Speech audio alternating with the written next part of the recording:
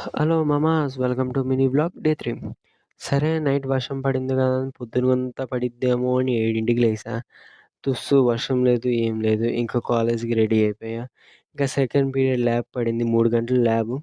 ఇంక 3 గంటలు ల్యాబ్ గదని నేను మా ఫ్రెండ్ కోడింగ్ ట్రై చేసాం.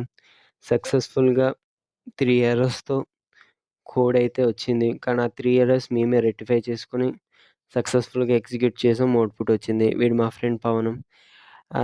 ఒక కాలేజు 1 ½ మంత్ తర్వాత వచ్చాడీడు. వచ్చి ఎందుకొచ్చావురా అంటే, నా కోసం వచ్చానని నాకు కబుర్లు చెప్తున్నాడు. ఇంకా మధ్యాహ్నం 2కి ఫుల్లుగా వర్షం పడింది.